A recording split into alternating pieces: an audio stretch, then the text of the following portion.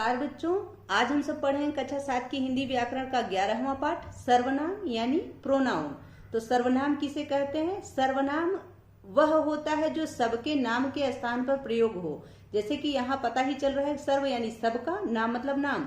तो वह शब्द जो सबके नाम के स्थान पर प्रयोग हो, यानी किसी भी व्यक्ति, वस्तु, स्थान आदि के नाम के स्थान पर जिसका प्रयोग होता है वही सर्वनाम होता है। तो चलिए पढ़ते हैं पाठ सर्वनाम यानी प्रोनाउन। सर्वनाम शब्द का अर्थ है सबका नाम, अर्थात जो शब्द सब नामों के स्थान पर प्रयुक्त होते हैं, प्रयोग किए जाते हैं, वे सर्वनाम कहलाते हैं। निम्नलिखित वाक्यों में रेखांकित अंश पर ध्यान दीजिए। जो वाक्य यहाँ लिखे गए हैं इनमें जो रेखांकित शब्द हैं इन पर आप ध्यान दीजिए।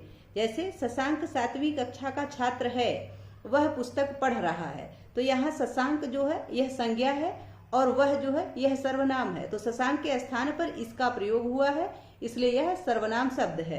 शशांक के पिता डॉक्टर हैं, वे रोगियों को देख रहे हैं। तो यहाँ शशांक के पिता को बताया गया है कि डॉक्टर हैं, तो पिता के स्थान पर यहाँ वे शब्द का प्रयोग किया गया है जो कि सर्वनाम शब्द है। ठीक है, यहाँ शशांक के लिए वह तथा शशांक के पिता के लिए वे सर्वनामों का प्रयोग किया गया है। एक ही संज्ञा का बार बार प्रयोग अटपटा प्रतीत होता है, यानी अच्छा नहीं लगता है।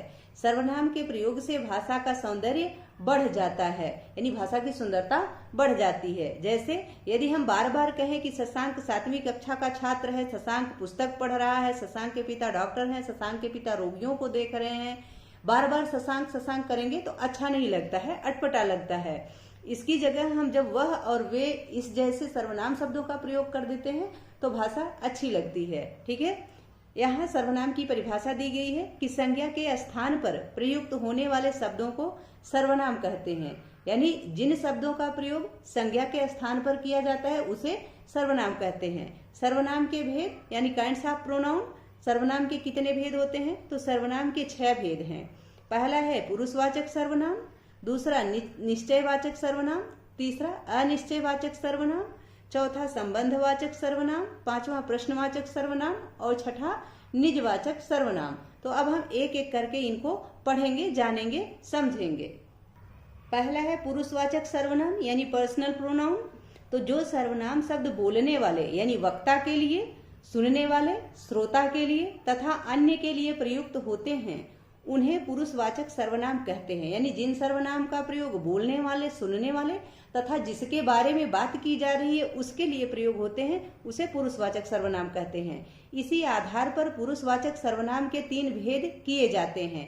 क है उत्तम पुरुष, ख है मध्यम पुरुष और ग है अन्य पुरुष। तो हम इसके पार्ट को भी जान लेते हैं पुरुषवाचक सर्वनाम के। क उत्तम पुरुष यानी फर्स्ट पर्सन, जिन सर्वनाम शब्दों का प्रयोग बोलने वाला या लिखने वाला अपने लिए करता है यानी खुद के लिए करता है उन्हें उत्तम पुरुषवाचक सर्वनाम कहते हैं। जैसे मैं पुस्तक पढ़ रहा हूँ, हम खेल रहे हैं, मैंने खाना खा लिया इत्यादि जो वाक्य इस तरीके से बोले जाते हैं वह उत्तम पुरुषवाचक होते हैं, यानी फर्स्ट पर्सन में प्रयोग किए जाते हैं। ख है मध्यम पुरुष यानी सेकंड पर्सन, जिस सर्वनाम का प्रयोग बोलने वाला सुनने वाले के लिए करता है उसे मध्यम पुरुषवाचक सर्वनाम कहते हैं। जैसे तुम कहाँ रहते हो, आप कब आए, तुम कब गए, तुमने क्या खाया। इस तरीके से जब हम जो सुन रहा है उसके लिए कुछ बोलते हैं तो वहां मध्यम पुरुषवाचक सर्वनाम का प्रयोग होता है। ग है अन्य पुरुष यानी थर्ड पर्सन, जिन सर्वनामों का प्रयोग अन्य लोगों के लिए किया जाता है वे अन्य पुरुषवाचक सर्वनाम कहलाते हैं। जैसे वह कल मुंबई आएगा, वे आ रहे हैं। तो इसका प्रयोग क्या है? न तो सुनने वाले के लिए है और न ही कहने वाले के लिए है। इसका प्रयोग किसी अन्य के लिए है जिसके बारे में बात की जा रही है, इसलिए यहाँ अन्य पुरुष सर्वनाम है यानी थर्ड पर्सन है यहाँ पे। ठीक है, दूसरा पार्ट है निश्चयवाचक सर्वनाम। अब तक हमने जो सर्वनाम का पहला भेद है पुरुषवाचक सर्वनाम यानी पर्सनल प्रोनाउन, उसके पार्ट को पढ़ा है।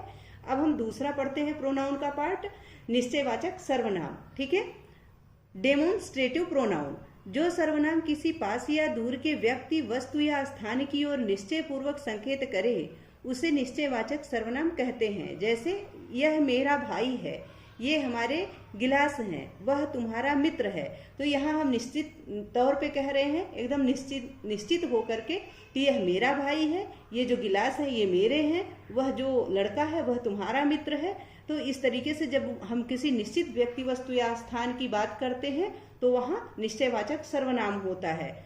तीसरा है अनिश्चयवाचक सर्वनाम यानी इंडेफिनिट प्रोनाउन। जिस सर्वनाम के द्वारा किसी निश्चित वस्तु या व्यक्ति का बोध न हो वह अनिश्चयवाचक सर्वनाम कहलाता है। जैसे दूध में कुछ पड़ा है, कोई चिल्ला रहा है, तो जहाँ कुछ निश्चित नहीं होता है, अनिश्चित होता है, उसके बारे में जब हम बात करते हैं तो वहाँ अनिश्चयवाचक सर्वनाम होता है। जैसे जो कुछ है, कोई है, किसका है, ये शब्द हैं जहाँ पता नहीं चल रहा है कि निश्चित रूप से क्या है, बात क्या है, तो वहाँ पे अनिश्चयवाचक सर्वनाम होता है। ठीक है। चौथा है संबंधवाचक सर्वनाम यानी रिलेटिव प्रोनाउन। जिन सर्वनामों का प्रयोग वाक्य में प्रयुक्त दूसरे सर्वनाम के साथ संबंध बताने के लिए किया जाता है उन्हें संबंधवाचक सर्वनाम कहते हैं। जैसे जैसी करनी वैसी भरनी, जो करेगा सो भरेगा, जिसकी लाठी उसकी भैंस। तो इस प्रकार के शब्दों से दोनों का संबंध जताया जा रहा है, दो शब्दों का आपस में संबंध बताया जा रहा है कि जो जैसा करेगा उसको वैसा फल मिलेगा, जो जैसा करेगा वैसा भरेगा, जिसकी लाठी उसकी भैंस। यहाँ जिसकी और उसकी, इसमें एक दूसरे का संबंध बताया जा रहा है। ठीक है। तो जहाँ एक दूसरे के साथ संबंध बताया जाए, एक दूसरे को एक दूसरे से कंपेयर किया जाए, वहाँ संबंधवाचक सर्वनाम होता है। पांचवा है प्रश्नवाचक सर्वनाम यानी इंट्रोगेटिव प्रोनाउन। तो जो सर्वनाम शब्द प्रश्न पूछने के लिए प्रयुक्त किए जाते हैं उन्हें प्रश्नवाचक सर्वनाम कहते हैं। जैसे बाहर कौन खड़ा है, गिलास किसने तोड़ा है, पुस्तक किसने पढ़ी है, वहां से किताब किसने लिया है। इस तरीके से जब हम कोई प्रश्न करते हैं तो वहाँ प्रश्नवाचक सर्वनाम होता है, इंट्रोगेटिव प्रोनाउन होता है। ठीक है। छठा है निजवाचक सर्वनाम यानी पॉसेसिव प्रोनाउन। तो जिन सर्वनामों का प्रयोग अपनेपन का बोध कराने के लिए किया जाता है उन्हें निजवाचक सर्वनाम कहते हैं। जैसे मैं यह काम स्वयं कर लूंगा, अभिषेक अपने आप घर चला गया। तो जहाँ किसी का ऐसे पर्सनल तरीके से जिसके लिए बात की जा रही है, स्वयं के लिए, तो वहां पे निजवाचक सर्वनाम का प्रयोग होता है। निज का अर्थ ही होता है अपना। ठीक है। निज का अर्थ होता है अपना। तो जहाँ अपने लिए बात की जाती है वहां पे निजवाचक सर्वनाम होता है। ठीक है।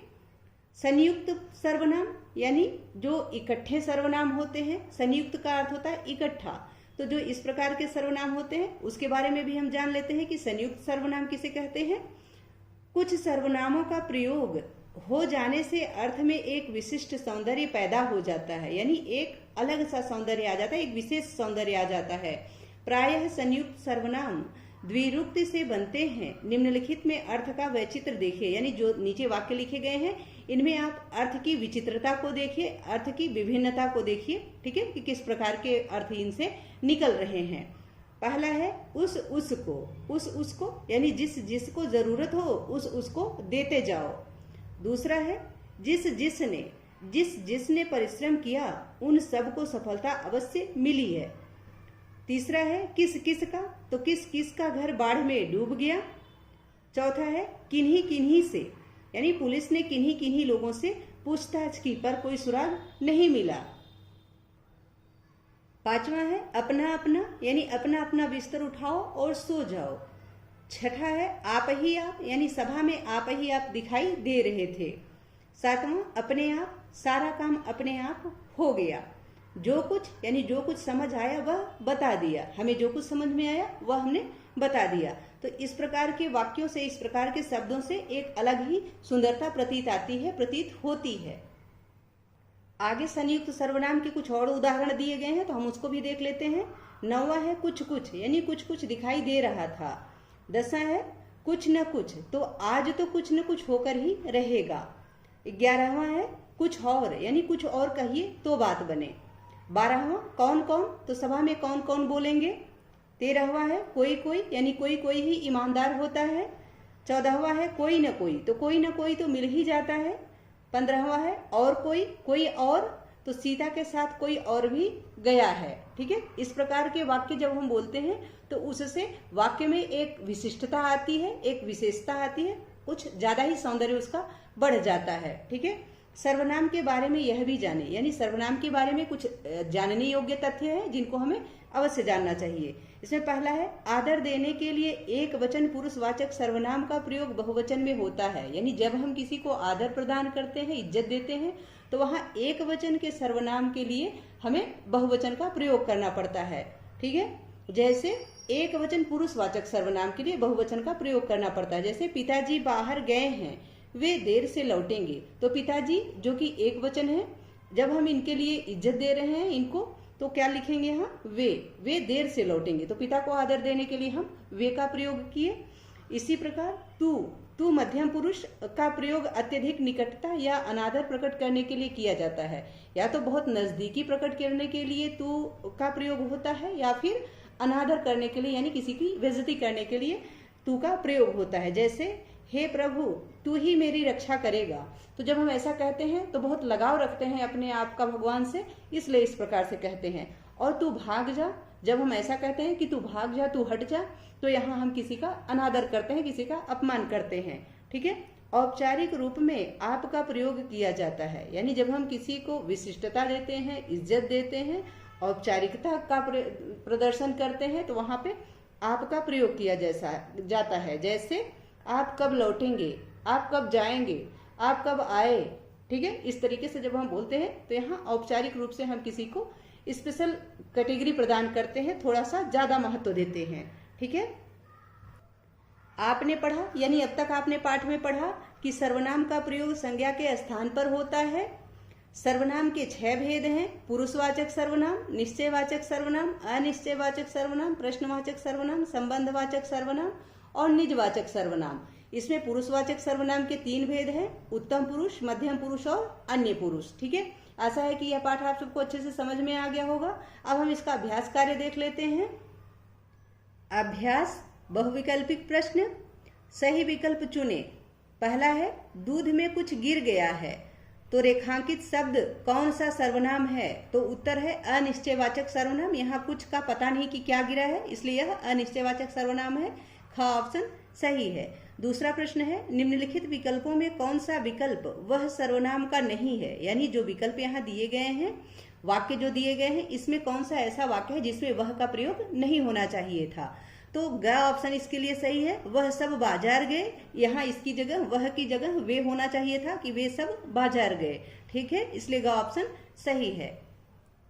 तीसरा प्रश्न है, हम मुंबई से आए हैं, रेखांकित शब्द कौन सा सर्वनाम है। तो जो रेखांकित शब्द हम है, यह पुरुषवाचक सर्वनाम है, इसलिए का ऑप्शन सही है। चौथा प्रश्न है, जिसकी लाठी उसकी भैंस, रेखांकित शब्द सर्वनाम का नाम है। यानी जो रेखांकित शब्द है जिसकी, इसमें कौन सा सर्वनाम है। तो इसमें संबंधवाचक सर्वनाम है। ठीक है, इसलिए का ऑप्शन सही है। पांचवा प्रश्न है, कौन रो रहा है, रेखांकित शब्द सर्वनाम का भेद है। यानी इसमें किस सर्वनाम का प्रयोग हुआ है, कौन में।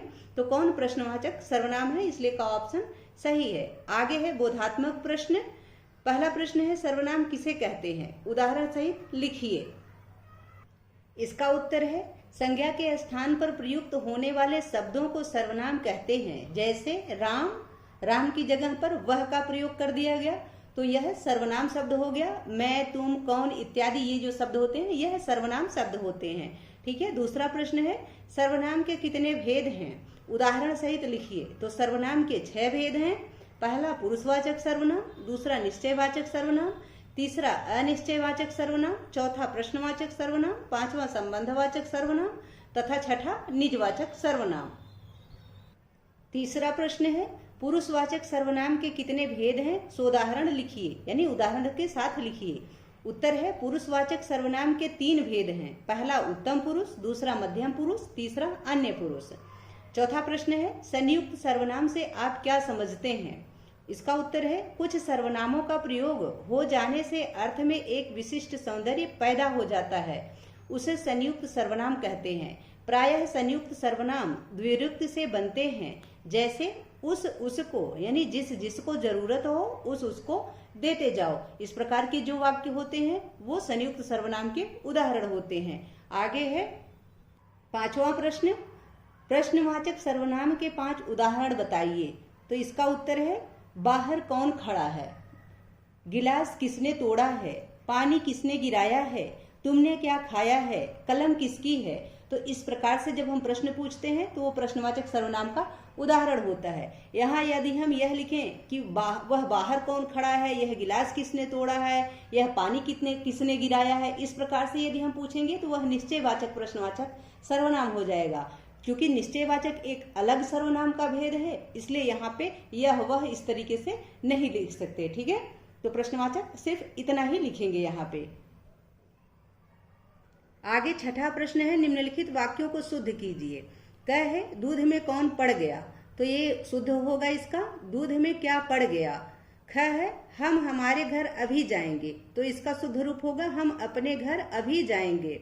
ग है तुम्हारे से यह बोझ नहीं उठ सकता, तो यह शुद्ध क्या होगा, तुमसे यह बोझ नहीं उठ सकता। घ है तेरे को पिताजी ने तुरंत बुलाया है, तो इसका शुद्ध होगा तुमको पिताजी ने तुरंत बुलाया है। न है मैं सवेरे तुम्हारे ऑफिस में गया था पर आप वहां नहीं थे, इसलिए हम लौट आए, तो इसका शुद्ध क्या होगा कि मैं सवेरे आपके ऑफिस में गया था पर आप वहां नहीं थे, इसलिए मैं लौट आया। यह शुद्ध वाक्य होगा। सातवां प्रश्न है, उपयुक्त सर्वनामों से रिक्त स्थानों की पूर्ति कीजिए। तो क है, क में क्या भरा जाए, खाना खाऊंगा लिखा है, तो यहाँ भरा जाएगा मैं खाना खाऊंगा। ख है बाहर देखो आया है, यानी कौन आया है।